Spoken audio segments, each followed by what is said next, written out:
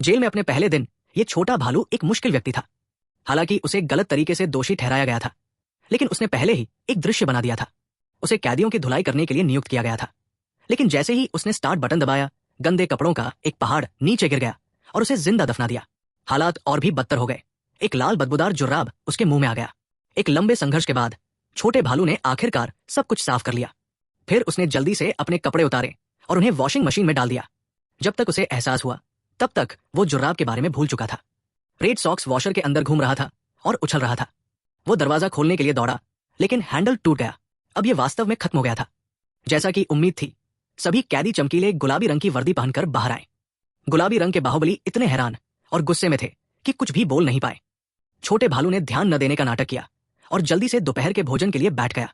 लेकिन जैसे ही उसने एक निवाला खाया, उसे उल्टी होने लगी। अन्य कैदियों को बहुत पहले ही इस खाने की आदत हो गई थी। उन्हें यह बिल्कुल पसंद नहीं था, लेकिन वे शिकायत करने की हिम्मत नहीं जुटा पाए। ऐसा इसलिए था क्योंकि रसोइया पूरी जेल में सबसे सख्त आदमी था। कैदियों ने छोटे भालू से कहा, अगर तुम खाने की समस्या को ठीक कर सकते हो तो हम तुम्हें अपना बॉस बना देंगे। इसलिए भालू सीधे रसोई में चला गया और सभी कैदी उसे देखते रहे। वो रसोइये के सामने खड़ा हो गया और उससे कहा कि खाना बहुत खराब है। रसोइये ने उसे कुचलने के लिए बेलन पकड़ा, लेकिन भालू ने रोटी का एक टुकड़ा उठाया और रसोइये के सिर पर दे मारा। फिर उसने केचप की बोतल पकड़ी और रसोइये के पेट पर छिड़क दी। वो मेज पर चढ़ गया और अपने पंजे से केचप को चारों ओर फैला दिया। फिर उसने सरसों निचोड़ी। अब यह पूरी तरह से गड़बड़ हो गई थी। वो मदद के लिए दूसरे कैदियों की ओर मुड़ा, लेकिन वे सभी मेजों के नीचे छिपे हुए थे। रसोइये ने छोटे भालू को पकड़ लिया, उसे भालू बर्गर में बदलने के लिए तैयार। जैसे ही भालू संघर्ष कर रहा था, उसने अपनी टोपी से जैम से भरी एक बन रसोइये के मुंह में ठूंस दी। रसोइये ने रुककर एक निवाला खाया और धीरे धीरे चबाया।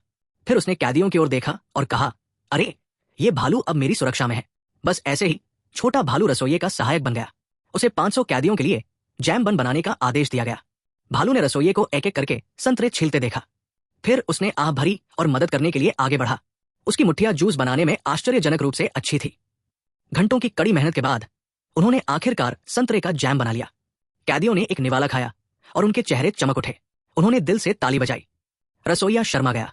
जल्द ही कैदियों ने अपनी अपनी रेसिपी शेयर करना शुरू कर दिया। जेल की रसोई पूरी तरह से मिठाई बनाने वाली फैक्ट्री में बदल गई।